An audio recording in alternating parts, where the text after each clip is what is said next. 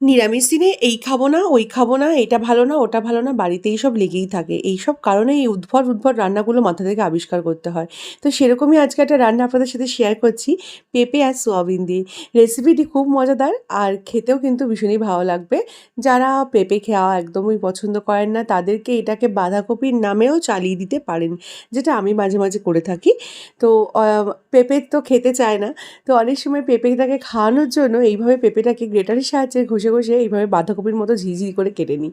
তারপর যখন পেঁপেটাকে রান্না করা হয় বাঁধাকপির মতো করে, চট করে যারা মানে বুঝতে পারবে না, চট করে বাচ্চা থেকে মানে বাচ্চারা অনেক সময় পেঁপে খেতে নাক সেটকায়, তখন তাদেরকে কিন্তু এইভাবে রেসিপিটি করে খাওয়ালে চট করে ধরতে হবে না যেটা পেঁপে খাচ্ছে, মনে করবে তারা বাঁধাকপিই খাচ্ছে।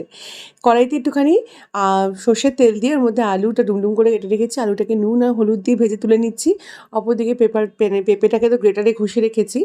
পেঁপেটাকে কিন্তু ধুয়ে গ্রেটারে ঘষবেন, ঘষার পর ধুতে যাবেন না, তাহলে কিন্তু খুব অসুবিধায় পড়বেন।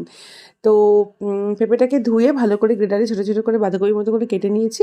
অপরদিকে আলু তুলে নিয়েছি ভেজে, দিয়ে দিচ্ছি একটু আদা ঘষে তেলের মধ্যে, আর দিচ্ছি হাফ টিস্পুনের মতো একটু আস্ত জিরে, আর সামান্য একটু দারচিনি আর দুটো এলাচ।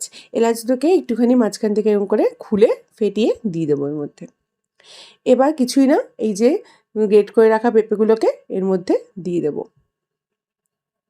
পেঁপেটাকে দিয়ে প্রথমে তেলের মধ্যে ভালো করে একটু মিশিয়ে নিচ্ছি। মিডিয়াম ফ্লেমে মেশাবো, কারণ পেঁপেটাকে দিয়ে কোনো রকমভাবে যেন পেঁপেটা যেহেতু তলায় অল্প তেল আছে যেন লেগে না যায় সেটা খেয়াল রাখবেন। মোটামুটি মিডিয়াম তেলে ভালো করে মিশিয়ে, মানে মিডিয়াম ফ্লেমে ভালো করে মিশিয়ে নেবেন। দিয়ে ঢাকনা দিয়ে 3 মিনিটের মতো ঢেকে রাখবেন। 3 মিনিট পর ঢাকনাটাকে তুলবেন, তুলে দেখবেন কি সুন্দর পেঁপেটা মজে গেছে।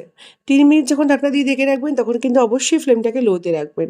3 মিনিট পর ঢাকনা দিয়ে মানে তুলে দেখবেন পেঁপেটা মজে গেছে, তখন একটুখানি সেদ্ধ করা সামান্য কয়েকটা সোয়াবিন একটু এরকম করে হাত দিয়ে ছিঁড়ে ছিঁড়ে নেবেন।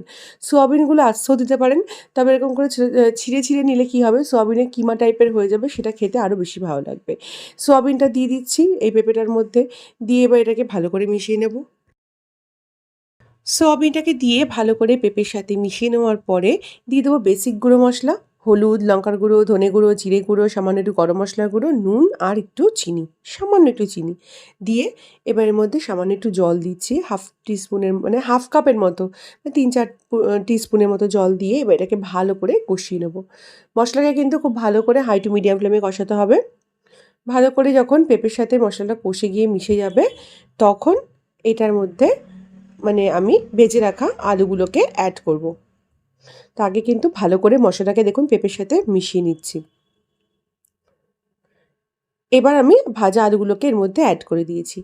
ভাজা আলুগুলোকে অ্যাড করে এটাকে আবার একটুখানি ভালো করে মানে মিশিয়ে নেব আলুগুলোকে। কি দেখে মনে হচ্ছে না বাঁধাকপি? এটা কিন্তু খেতেও বাঁধাকপির মতোই লাগে। এবার ঢাকনা দিয়ে এটাকে ঢেকে 3-4 মিনিটের মতো লো ফ্লেমে রেখে দেবো। ঢাকনা তুলে একটুখানি সামান্য 3-4টে এলাচকে গুঁড়ো করে দিয়েছি, আর দিচ্ছি হাফ টিস্পুনের মতো একটু ঘি। এলাচ গুঁড়ো আর ঘিটা অবশ্যই লাস্টে দেবেন, তাহলে কিন্তু রান্নার স্বাদটা সম্পূর্ণ বদলে যায় এই দুটো জিনিস দিলে। দিয়ে এবার এটাকে ভালো করে আরও মিশিয়ে নিচ্ছি। 1 থেকে 1.5 মিনিটের মতো হাই ফ্লেমে মিশিয়ে নিয়ে তারপর গরম গরম পরিবেশনের পালা। রেসিপিটি খুবই সহজ, করে নেওয়ার প্রসেসটা একটু আলাদা, আর খেতে কিন্তু দুর্ধর্ষ লাগে। সোয়াবিনটা যদি আপনারা মনে করেন যে খাবেন না, তাহলে কিন্তু স্কিপ করতে পারেন, সোয়াবিন ছাড়াও রেসিপিটি কিন্তু ভালো লাগে। তো বন্ধুরা, আপনারা বাড়িতে এইভাবে রেসিপিতে একটিবার ট্রাই করুন। যারা পেঁপে খেতে চায় না তাদেরকে বাঁধাকপি বলে খাইয়ে দেখুন তারা কি বলে, আর আমার কমেন্টে জানাবেন আপনাদের রেসিপিটি কীরকম লাগলো। ভালো লাগলে বন্ধু-বান্ধবের সাথে শেয়ার করে দাও, অনুরোধ রইল। আজকের মতো এই পর্যন্ত, আবার চলে আসবো নতুন কোনো রেসিপির সাথে। সবাই ভালো থাকবেন, সুস্থ থাকবেন। Thank you for watching this video.